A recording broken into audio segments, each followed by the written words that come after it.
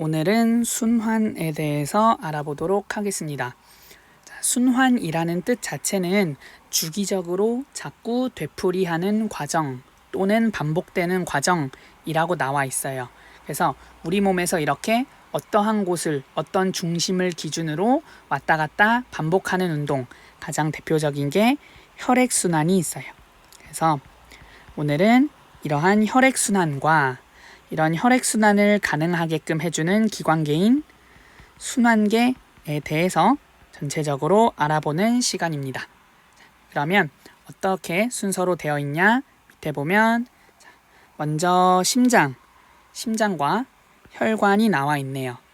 심장이라는 것을 중심으로 이제 혈액이 돌게 될 건데, 그러한 심장과 이 혈액, 뒤에서 배우겠지만 이 혈액이 이동하는 통로를 혈관이라고 해요.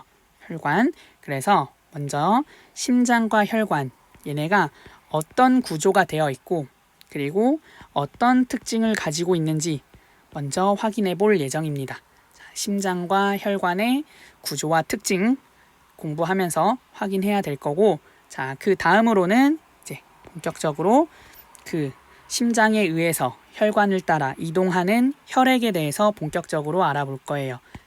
이 혈액에 대해서 배울 때 두 가지로 나눠서 배울 건데, 첫 번째로는 이 혈액도 이제 피죠. 피가 단순히 우리가 봤을 때 그냥 빨간 액체다라고 생각을 할 건데, 실제로 이 안에는 여러 가지들의 성분이 있어요. 그래서 먼저 이 혈액이 어떻게 구성되어 있는지, 혈액을 구성하는 성분들 누구 있는지, 그리고 그 아이들의 특징, 그리고 그 안에서 하는 역할, 이런 것들을 한번 확인을 해 볼 거고요. 그리고 두 번째, 이게 중요한 내용이 될 텐데, 혈액순환이 아무 이유 없이 일어나는 현상은 아닐 거예요. 그래서 얘가 우리 몸을 돌면서 대체 무엇을 하냐, 우리 몸을 돌면서 무엇을 하는지, 이것을 중점적으로 확인했으면 좋겠습니다. 혈액이 우리 몸을 돌면서 무엇을 하는지. 그 다음 마지막으로 알아볼 내용은 이러한 혈액이 어떤 경로, 어떤 코스를 통해서 순환하는지에 대해 알아볼 것입니다. 세 번째가 되겠네요. 이러한 혈액순환의 경로에 대해서 알아볼 예정입니다. 일단 순환운동이라는 것 자체가 어디서 어디로, 이제 출발 지점과 목적지가 필요해요. 이때 출발하는 그 지점은 심장이 될 거고, 과연 심장에서 출발한 혈액이 어디를 거쳐서 돌아오냐, 이것에 대해서 알아볼 거예요. 근데 미리 얘기를 하지만 출발 지점은 심장으로 동일한데 목적지가 두 군데로 나뉘어져요. 그래서 이 모두를 기억해야 되는데, 첫 번째는 일단 가장 중요한 온몸에 있는 세포로 다녀오게 됩니다. 이런 것을 뒤에서 온몸 순환이라고 표현해서 배울 거고요. 두 번째로는 이제 한번 폐에도 다녀와요. 폐. 이제 이거는 다음 시간에 이제 호흡계 할 때 배우겠지만, 이 폐에도 이제 심장이 혈액을 보내서 한번 갔다 오는, 그래서 폐를 다녀오는 폐순환에 대해서도 확인을 할 거예요. 그래서 마지막으로는 이 두 경우 각각의 과정에서 어떤 일들이 일어나냐, 일어나는 현상 똑같진 않을 거예요. 그 둘 일어나는 현상을 구분할 줄도 알아야 되겠습니다. 이렇게 해서 이제 이번 단원을 통해서는 이제 심장, 혈관의 구조와 기능, 그리고 혈액의 구성 성분, 특징, 그리고 혈액순환하면서 뭐 하는지, 그리고 순환 경로, 온몸 순환, 폐순환, 이 내용들만 초점을 두고 공부하면 되겠습니다. 그러면 166쪽을 보면서 본격적으로 같이 확인해 볼게요. 먼저 첫 번째 문장입니다.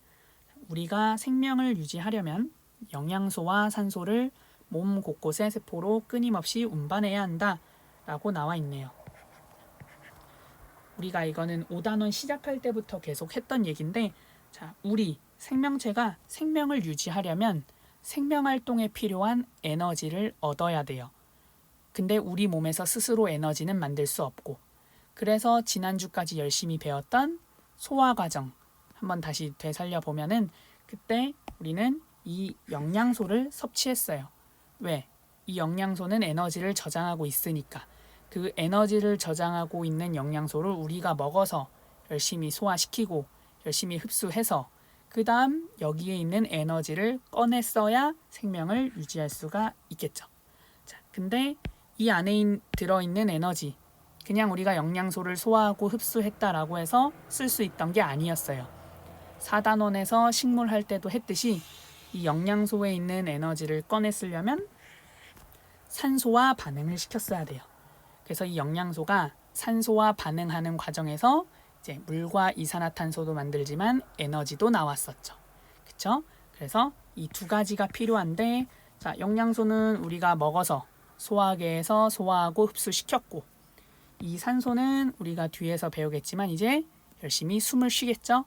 그러면서 산소를 공급받고, 그렇게 해보면, 자, 이렇게 사람이 있으면 우리가 밥을 먹고 열심히 소화하고 소화계는 이쪽에 모여 있을 거예요. 그럼 일단 여기에서 영양소가 흡수가 되겠죠.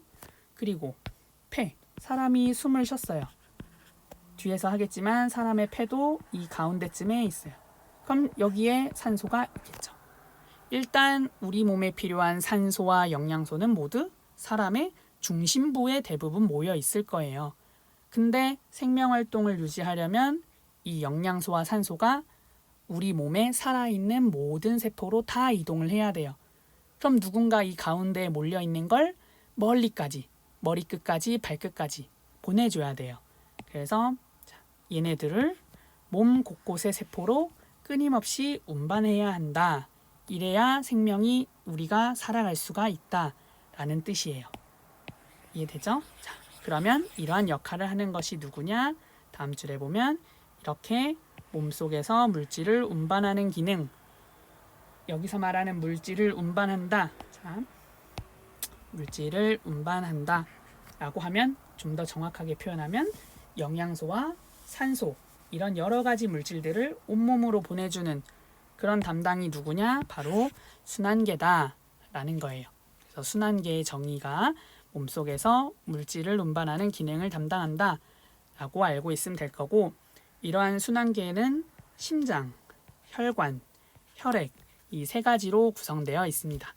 심장과 혈관, 혈액으로 구성되어 있는데, 여기서 그냥 참고사항은 뭐냐면, 일단 순환계, 순환 시스템, 우리 몸에서 순환을 담당하는 아이들인데 보통 기관계는 비슷한 역할을 하는 기관들을 모아줘요. 그러면 뭐 봤을 때 심장이나 혈관은 기관 같아 보이는데 이 혈액, 그러니까 뒤에서도 배우겠지만 사실 이 혈액은 기관은 아니에요. 뭐 조직으로 구분하기도 하는데 뭐 구체적으로 따질 필요는 없지만 어쨌든 지금 이 순환이란 목적 자체가 물질을 운반하는 기능인데, 자, 심장 어떻게 보면은 중심 역할을 하는 센터고, 혈관 길이에요. 근데 중요한 건 옮겨주는 누군가 있어야 돼요. 사실은 이 혈액의 물질들이 녹아서 이동하는 건데, 이런 물질을 운반하는 기능에서 혈액은 뭐 뺄래야 뺄 수가 없는 상황이에요. 그러다 보니까 기관은 아니지만 어쨌든 이런 순환 역할에 중요한 부분을 차지하기 때문에 순환계에 넣어주도록 합니다. 그래서 굳이 따지지 말고, 아, 혈액도 이렇게 포함되는구나, 심장, 혈관, 혈액 이 세 개로 이루어지는구나 라고 알고 있으면 되겠습니다. 다음 드디어 심장 얘기가 나오는데요. 자, 심장은 혈액을 끊임없이 받아들이고 내보내서 혈액이 온몸으로 흐르게 하는 이러한 역할을 담당하죠. 끊임없이, 즉 계속 반복시키겠다는 뜻이에요. 순환시키겠다. 절대 멈추지 않고 계속 돌아가겠다 라는 뜻입니다. 그러면 이러한 심장의 구조, 이제 아래 그림을 보면서 내용을 정리해 보도록 하겠습니다.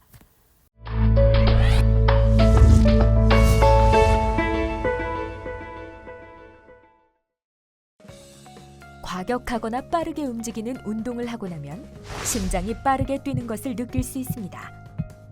심장에서는 무슨 일이 일어나고 있을까요? 심장은 펌프와 같은 작용을 하여 혈액을 끊임없이 받아들이고 내보내는 일을 합니다.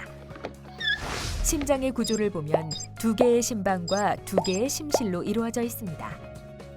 심방은 혈액을 받아들이는 곳으로 정맥과 연결되어 있습니다. 심실은 혈액을 내보내는 곳으로 동맥과 연결되어 있습니다. 심방과 심실, 동맥 사이에는 판막이 있는데 이 판막은 혈액이 거꾸로 흐르는 것을 막아 혈액이 심방에서 심실로, 심실에서 동맥으로만 흐르게 합니다. 심장은 수축과 이완을 반복하면서 혈액을 받아들이고 내보내는데 이를 심장 박동이라고 합니다. 그림을 보면서 이 각 구조의 이름 그리고 그 구조의 특징들 그런 것들을 정확히 이해해서 왜 심장이 혈액을 내보내거나 받아들이기에 알맞은 구조인지를 꼭 확인했으면 좋겠습니다. 그러면 시작해 볼게요. 먼저 심장을 크게 나눴을 때 윗부분에는 심방이 있고요. 아랫부분에는 심실이 있습니다. 그리고 이것을 사람의 왼쪽이냐 오른쪽이냐에 따라서 앞에 좌우를 붙이게 되면 우심방, 좌심방, 우심실, 좌심실, 즉 두 개의 심방과 두 개의 심실로 구성되어 있다라고 나눠 볼 수가 있네요. 여기에 들어가는 이 심자는 한자로 마음 심자, 우리 가슴을 의미하는 뜻이고 뒤에 있는 이 방과 실, 이것은 정말 그 방, 룸, 그 공간을 의미하는 한자어예요. 별 차이 없이 비슷한 용어로 쓰이는 거라서 심방이든 심실이든 결론적으로 심장에는 크게 네 공간이 있다라고 생각하면 됩니다. 네 개의 공간이 있다. 그러면 왜 굳이 어떤 애는 심방, 어떤 애는 심실로 구분하냐? 우리는 이것을 뭘로 구분할 거냐면 얘네에 연결되어 있는 혈관, 누구랑 연결되어 있는지를 보고 구분하도록 하겠습니다. 혈관의 종류는 뒤에서 배울 건데요. 우선은 혈관에는 크게 동맥, 그리고 정맥, 그리고 모세혈관 이렇게 세 가지가 있는데 지금 심장의 구조에서는 모세혈관은 다르지 않고 정맥과 동맥과 정맥 중에 어디에 연결됐는지만 먼저 확인해 보도록 하겠습니다. 먼저 앞에 있는 글자는 신경 쓰지 마세요. 자, 우심방을 볼 건데 자, 앞에 있는 거 신경 쓰지 말고 자, 우심방과 연결된 이 혈관 이름이 대정맥이라고 나와 있네요. 앞에 글자는 일단 생각하지 말고 우심방은 대정맥, 심방은 정맥과 연결되어 있구나. 그러면 반대편 심방도 한번 확인해 볼게요. 자, 좌심방이네요. 좌심방. 연결되어 있는 혈관을 확인했더니 폐정맥이라고 나와 있어요. 그래서 우리는 일반화 시킬 수가 있겠네요. 자, 심방은 어떤 혈관과 연결되어 있냐면 정맥과 연결되어 있다라는 걸 알 수가 있네요. 우심방은 대정맥, 좌심방은 폐정맥. 맞죠? 확인해 볼 수 있어요. 심방은 정맥과 연결되어 있고 자, 그리고 이 혈액의 이동 방향을 한번 확인을 해보면 지금 방금 확인했던 이 동네랑 이 동네 확인을 해볼게요. 화살표의 방향을. 그러면 지금 대정맥을 타고 우심방으로 들어오고 있네요. 그리고 폐정맥의 화살표도 마찬가지로 폐정맥에서 좌심방으로 들어오고 있네요. 그렇다는 말은 이 우심방이든 좌심방이든 정맥을 통해서 지금 심장으로 혈액이 들어오고 있다라는 것도 같이 확인했으면 좋겠습니다. 심방에는 정맥을 통해서 혈액이 들어오고 있다라는 거 확인할 수 있고요. 그 다음에 심실을 한번 확인해 볼게요. 심실 같은 경우에 우심실 앞에 거 생각하지 말고 이렇게 쭉 이 혈액이 지나가는 곳 이곳을 보면은 폐동맥 앞에 거 잠깐 지우고, 자, 우심실은 폐동맥, 심실은 동맥과 연결되어 있다 라고 알 수가 있습니다. 자, 옆에 있는 거 좌심실을 봐볼게요. 좌심실도 마찬가지로 화살표를 따라가 보면 대동맥, 동맥과 연결되어 있네요. 자, 그래서 심실은 동맥, 혈관 중에 동맥과 연결되어 있다라는 것을 확인할 수가 있고, 이 혈액이 지나가는 경로를 확인하면 심장에서부터 혈액이 밖으로 나가는 것을 볼 수가 있습니다. 그래서 얘는 혈액을 심장 밖으로 내보낸다 라는 것도 같이 알고 있으면 좋겠네요. 방금 한 얘기를 정리해 보면 심장의 구조는 두 개의 심방과 두 개의 심실로 구성되어 있는 것을 알 수 있고, 심방은 심장으로 들어오는 혈액을 받아들이는 정맥과 연결되어 있다. 그리고 심실은 심장에서 혈액을 내보내는 동맥과 연결되어 있다 라고 정리하면 되겠습니다. 그러면 여기까지 정리를 하고 이제 각각 아까 생각하지 않았던 앞에 이름들이 어떻게 붙여져 있는지를 한번 설명해 보도록 하겠습니다. 먼저 심방과 심실을 보게 되면 사람의 왼쪽 오른쪽을 기준으로 좌우가 붙습니다. 근데 여러분들이 이게 오해를 할 수 있는 게, 우리가 문제지나 이제 교과서를 보면은 보고 있는 우리랑 좌우가 반대가 되어 있을 거예요. 지금 여러분들이 보는 이 화면, 오른손 한번 확인해 볼까요? 지금 이 화면을 보는 우리, 이게 뒤통수. 자, 우리 입장에선 지금 이쪽이 오른쪽이에요. 그리고 이쪽이 왼쪽이 되겠죠. 맞죠? 오른쪽을 한자로 우, 왼쪽을 좌라고 하는데, 지금 문제지든 교과서든 봤을 때 좌우가 바뀌어 있을 거예요. 이것은 왜 바뀌어 있냐? 보통 이렇게 그림으로 표현될 때는 이게 심장의 주인을 기준으로 한다라고 생각하면 되는데, 이게 무슨 말이냐? 이제부터 역할극이에요. 여러분들이 의사라고 생각하고, 여러분들이 의사예요. 그리고 지금 이 그림 주인이 여러분 앞에 누워있는 환자라고 생각하면 돼요. 환자. 여러분을 바라보고 누워있는 환자. 그럼 이 환자 입장에서는 이렇게 몸이 이렇게 지금 누워있는 거예요. 이 환자가. 그럼 이 환자 입장에서 눈, 입. 그럼 이 환자 입장에선 지금 이쪽이 왼쪽이 될 거예요. 좌. 이쪽이 오른쪽이 될 거예요. 우. 맞죠? 그래서 이 사람 입장에서 지금 왼쪽에 있는 거, 표시를 좀 다르게 해볼까요? 이쪽에 있는 거. 그래서 여기 있는 심방이 좌심방, 이쪽에 있는 게 좌심실. 그리고 이쪽에 있는 게 우심방, 우심실. 구분할 수 있겠죠? 그래서 너무 헷갈리지 말고 그냥 이 방향만 정확히 확인하면 되겠습니다. 자, 그러면 이제 심방과 심실은 여기까지 정리를 하고 이제 동맥과 정맥에 대해서 확인해 보도록 하겠습니다.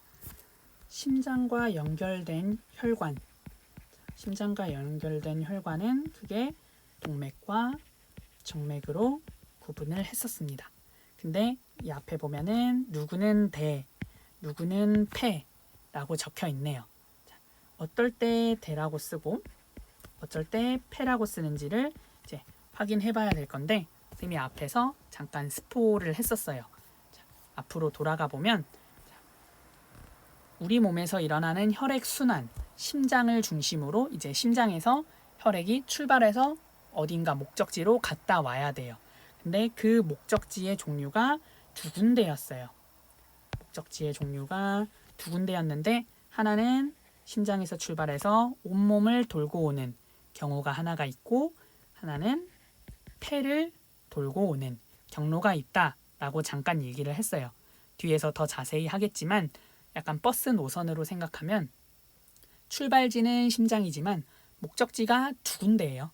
하나는 온몸, 하나는 폐. 자, 이 내용을 기억해 본다면 쉽게 이해할 수가 있습니다.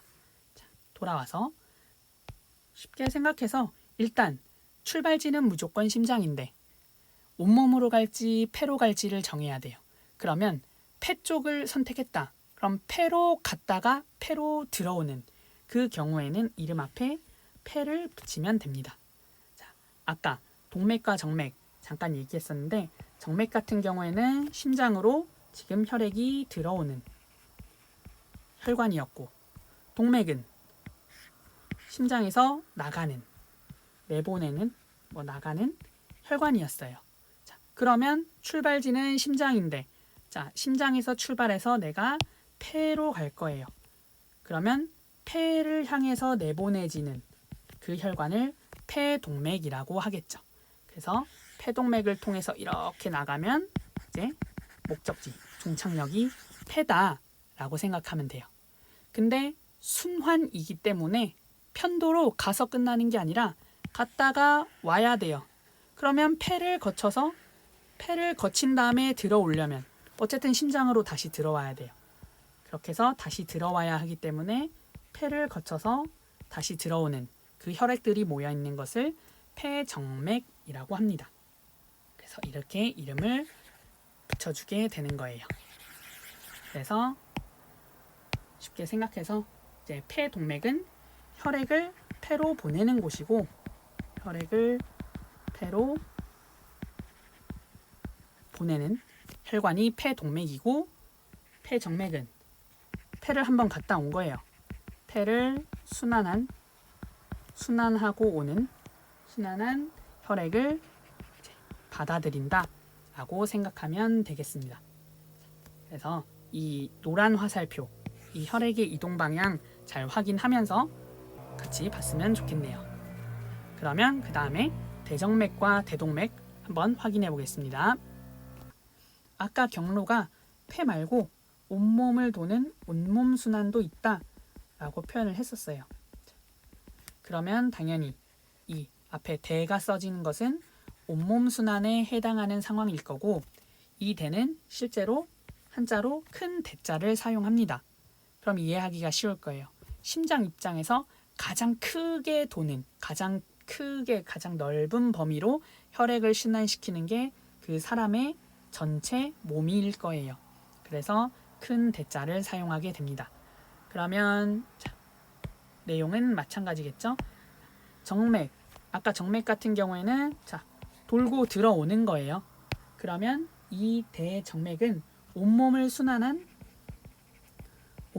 순환하고 돌아오는 순환한 혈액을 받아들이는 혈관이다 라고 생각하면 됩니다. 대정맥은. 그리고 좌심실로부터 이렇게 노란 화살표 시작돼서 나가는 이 대동맥, 이제 나가는 출발하는 상황이에요.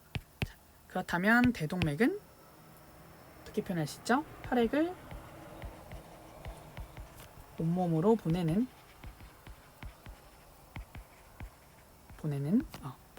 혈관이다 라고 생각하면 되겠습니다. 그러면 이제 총 여기 나오는 혈관은 4종류, 대정맥, 대동맥, 폐동맥, 폐정맥. 구분할 수가 있겠나요? 동맥이 포함되어 있으면 심장에서 나가는 거, 심장에서 나가는, 그리고 정맥이 포함되어 있으면 심장으로 들어오는 이렇게 구분하면 될 거고, 그 앞에 그 목적지가 폐냐? 그러면 앞에 폐를 붙여주면 되고, 그 목적지가 온몸이냐? 그럼 대를 붙여주면 될 거고, 그렇게 구분하면 되겠습니다. 자, 그럼 그림을 지우고 다음 내용을 확인해 보도록 할게요. 이제 마지막 심장의 구조 중 판막에 대해서 알아보겠습니다. 판막은 화살표를 따라가 보면 이렇게 4군데 장소에 분포되어 있게 돼요. 그리고 얘가 열렸다가 닫히고 이런 과정을 반복하게 됩니다. 그래서 지금 그림처럼 이렇게 판막이 열려 있는 상태에서는 혈액이 자연스럽게 이동할 수가 있어요. 근데 여러 가지의 이유로 이 혈액이 만약에 뒤로 흐르게 되는 역주행을 하는 경우가 발생할 수도 있잖아요. 근데 이 판막이 이렇게 닫힐 수 있는 구조로 되어 있기 때문에 만약에 혈액이 여러 가지 이유에 있어서 뒤로 흐른다 라고 했을 때 역주행하지 못하도록 막아주는 역할을 합니다. 그래서 판막의 가장 중요한 역할은 혈액이 거꾸로 흐르는 것을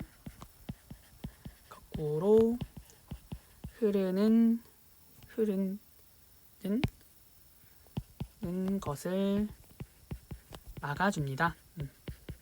그렇게 해서 우리의 혈액순환이 일방통행이 될 수 있도록, 직진만 할 수 있도록 도와주는 역할을 하게 됩니다.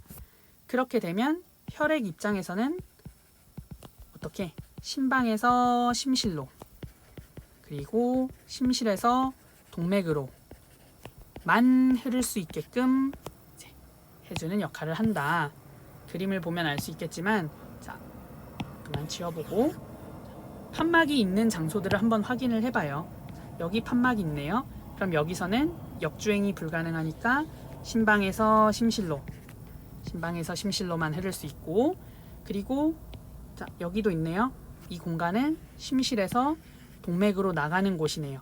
여기도 일방통행으로밖에 안 돼요. 맞죠? 좌심방, 좌심실을 확인해봐도 마찬가지일 겁니다. 이렇게 해서 판막까지 알아봤고요.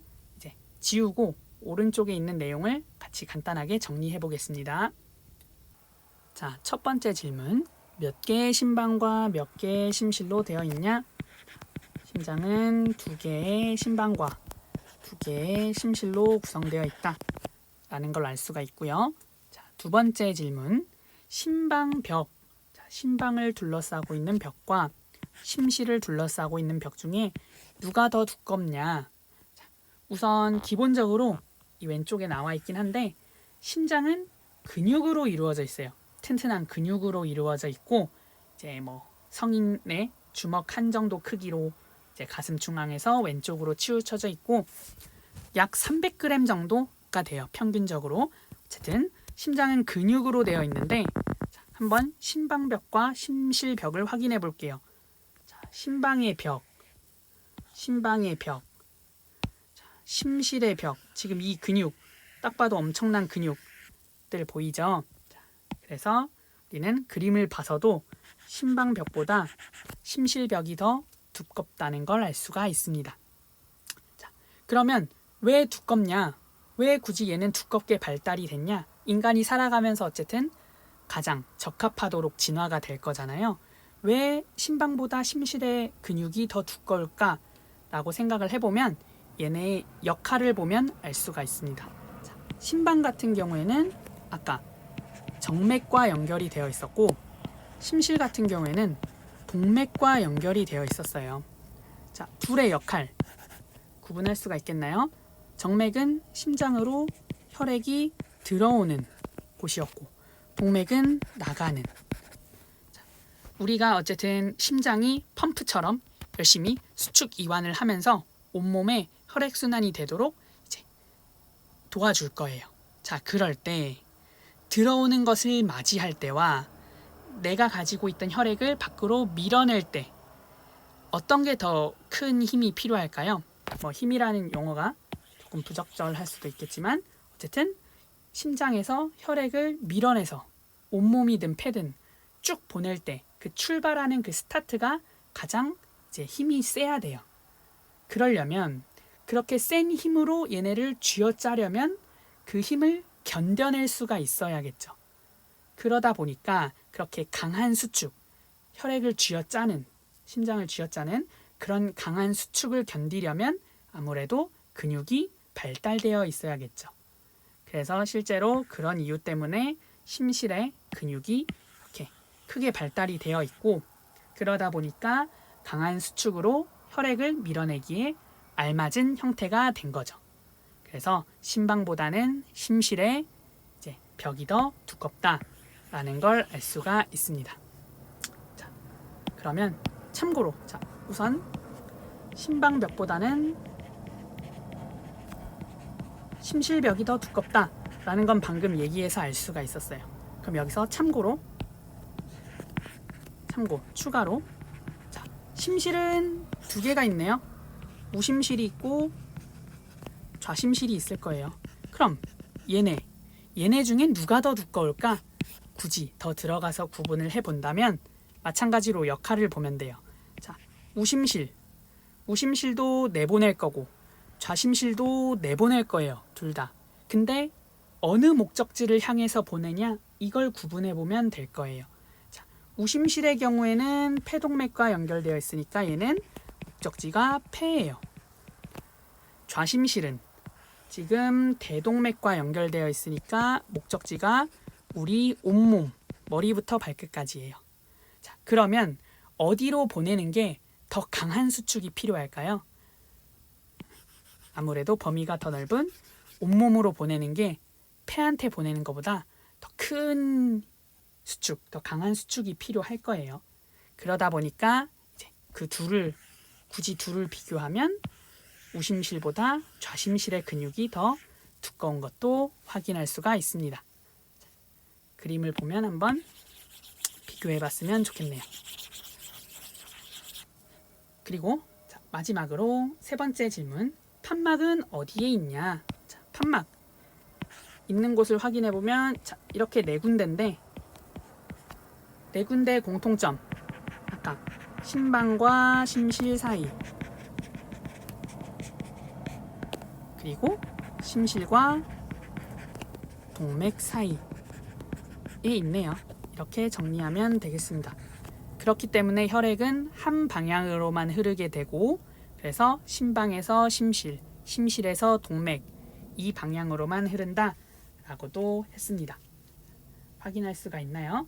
그래서 이 내용이 간단하게 정리되어 있는 플래시 동영상 보고 와서 167조 내용만 마저 정리하도록 하겠습니다.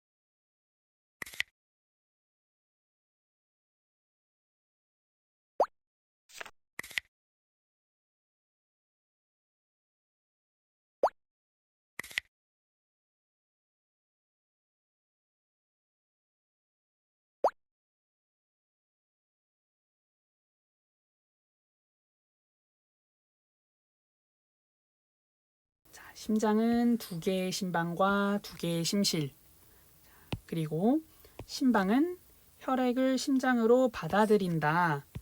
그래서 정맥과 연결된다. 그리고 심실은 심장에서 내보내는 것. 그래서 동맥과 연결되어 있다. 확인할 수 있겠죠? 그리고 심실은 심방보다 두껍고 탄력성이 강한 근육으로 되어 있다. 그래서 강하게 수축해서 혈액을 내보내기에 알맞다. 라는 거 아까 166쪽의 두 번째 질문에 해당한 얘기였습니다.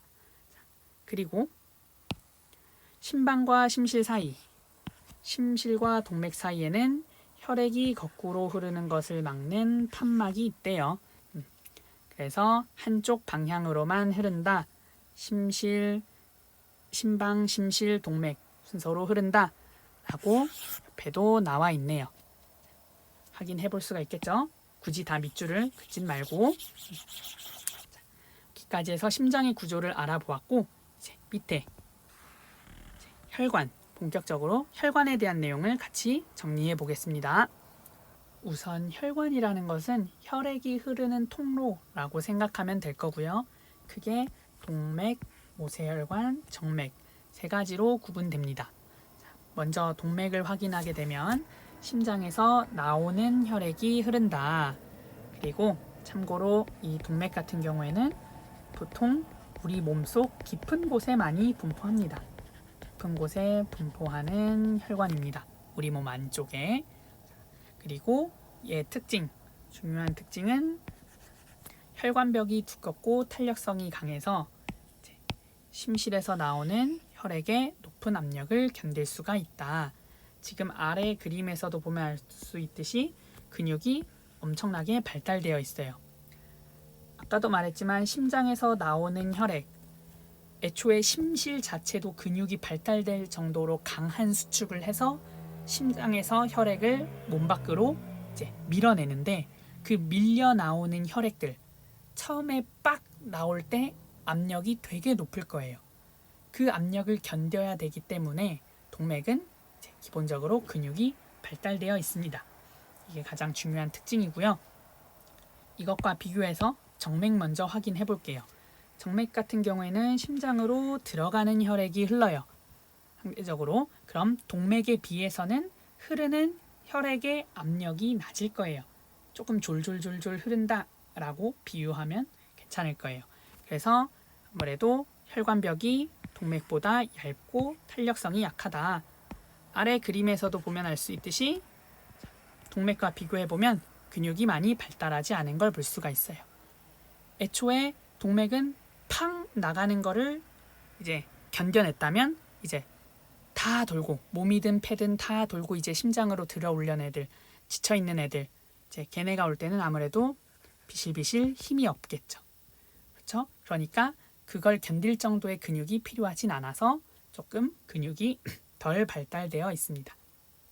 자, 근데 이것과 연관지어서 얘네가 이렇게 비실비실 오다 보면 어쩌다 보면 뭐 여러 가지 이유에 의해서 얘가 뒤로 흐를 수도 있는 거예요. 힘이 없다 보니까. 맞죠? 근데 우리의 혈액순환은 무조건 직진이에요. 한 방향으로만 흘러야 되기 때문에 이 정맥에 판막이 존재하게 됩니다. 아까도 언급했지만 이제 혈액이 거꾸로 흐르는 것을 막는 역할을 하는 게 판막인데 이 판막은 정맥에 있게 됩니다. 동맥에는 없어요. 왜? 동맥은 애초에 팡 세게 높은 압력으로 혈액이 지나가요. 그러니까 거꾸로 흐를 확률이 거의 없어요. 그러니까 굳이 발달되어 있지 않고 내 정맥은 혹시 모르니까 중간중간에 판막이 있다라는 거 알고 있으면 되겠습니다. 그러니까 혈압이 너무 낮아서 역류할 수가 있기 때문이죠. 거꾸로 흐를 수 있어서. 또 참고로 같이 알아두면 좋겠습니다.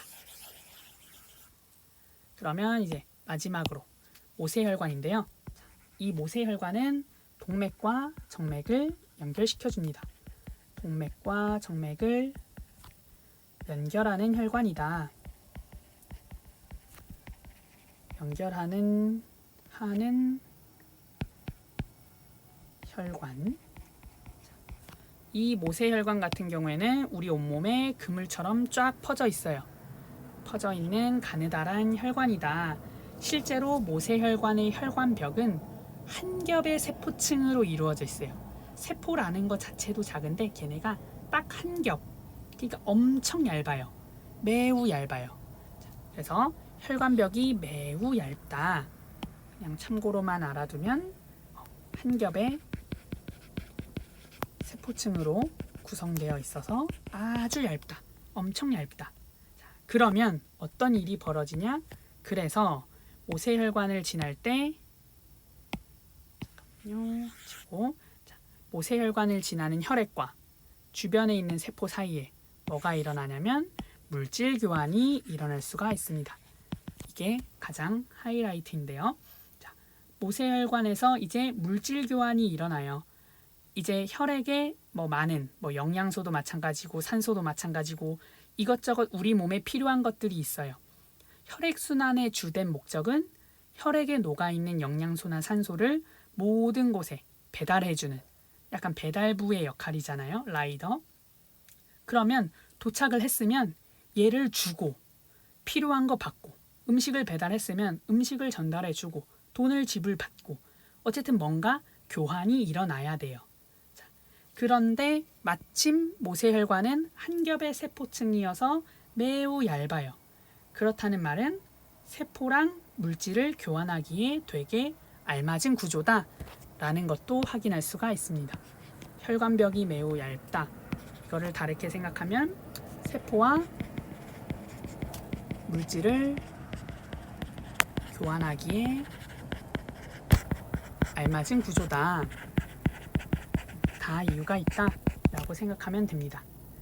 플러스 혈액이 흐르는 속도도 가장 느려요. 이건 참고로 모세혈관에서 흐르는 속도가 동맥과 정맥에서 흐르는 속도보다 엄청 느려요. 자, 그럼 속도도 너무 느려. 그리고 문도 되게 얇아. 그래서 교환하기가 참 좋아요.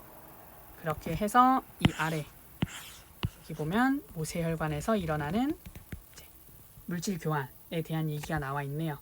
이 부분을 꼭 기억했으면 좋겠습니다.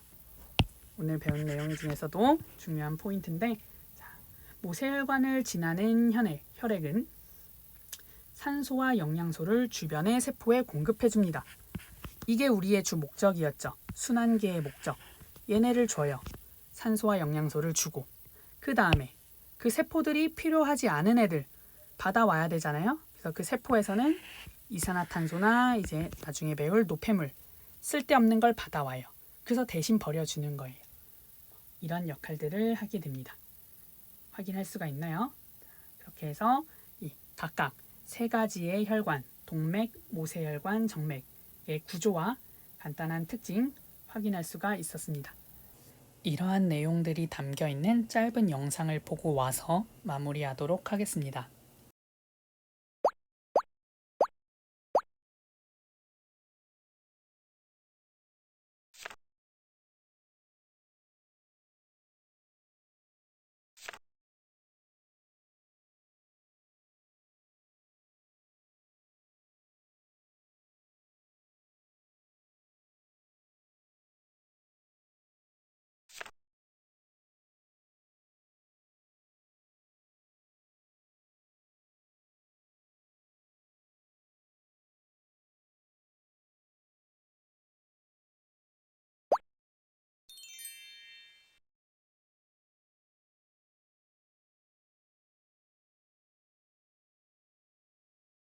그러면 아래 내용을 같이 정리해 볼게요. 자, 심장은 두 개의 심방과 두 개의 심실로 이루어져 있다. 자, 심장에서 나온 혈액은 동맥을 거쳐서 모세혈관 그리고 정맥으로 흐르게 됩니다. 그리고 그냥 참고로 하나 더 얘기하면, 자, 동맥, 정맥 계속 나오는데 이 맥은 한자로 줄기를 의미해요. 줄기. 그리고 동은 이제 여러분들 잘 아는 움직이다, 움직일 동을 써요. 한자로. 그리고 정은 의외로 그 정적, 고요하다, 뭐 차분, 조용, 잠잠한 그런 뜻의 이제 고요할 정자를 써요. 그러면 이 한자 내용만으로도 살짝 추측이 가능하지 않나요? 자, 동맥, 아까 심장에서 나간다고 했어요. 출발하는 거예요. 여러분들 축구 경기 보면 축구 경기에서 선수 교체될 때 한번 상상해 볼래요? 우리 뭐 국가대표 경기나 이런 거 볼 때 중간에 선수 교체하잖아요. 그러면 이제 심판 옆에서 이제 막 나가기를 준비해요. 자, 심판이 이거 몇 번 바뀝니다 하면 옆에서 막 뛰고 뭐 스트레칭하고 완전 나갈 준비를 해요. 그러다가 교체되면 나가면서 막 소리치면서 막 야 일로 줘 하면서 엄청 파이팅 넘쳐요. 움직임이 큰 거죠. 대충 느낌이 오나요? 그래서 동맥이라고 생각하면 될 거고, 자, 정맥, 고요하다, 잠잠하다, 정적이 흐른다 할 때 그 정자인데, 생각해봐요. 교체돼서 들어온 나이 이미 엄청 지쳤어요. 엄청 지쳤는데 막 화이팅 화이팅 하면서 오지 않아요. 그냥 터덜터덜 와서 교체되면 살짝 박수치고 그냥 자리로 들어가서 앉잖아요. 그래서 어떻게 보면 정맥, 심장으로 들어오는 살짝 비슷한 느낌이니까 이렇게 이해해도 외우기가 쉬울 거예요. 됐나요? 조금 헛소리였고, 자, 3번 심장에서 좌심실이 수축할 때는 어느 곳 판막이 닫히냐. 그냥 앞에 부분 생각해 보면 돼요.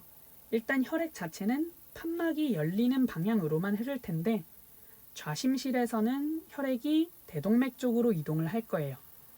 그러니까 좌심실이 수축할 때 좌심실과 대동맥 사이의 판막은 열리고 좌심방과 좌심실 사이의 판막은 닫히게 되겠죠. 확인할 수가 있나요? 그러면 되겠습니다. 정리를 하면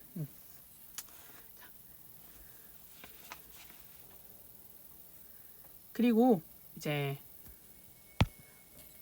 그냥 배경 지식을 위해서 참고, 우리 심장 소리 두근두근 소리 우리 심장박동 소리라고 하죠. 그게 심장이 수축했다가 이완됐다가 쥐어짰다가 열어졌다가 이거의 소리가 아니고 실제로는 이 판막이 열렸다가 닫혔다가 하는 그 소리예요. 실제로 심장의 소리는 이것도 뭐 알아두면 언젠가 써먹을 날이 올 거예요. 이렇게 해서 심장과 혈관의 구조와 특징에 대해서 알아봤고 다음에는 혈액에 대해 알아보도록 하겠습니다. 그러면 수고했습니다.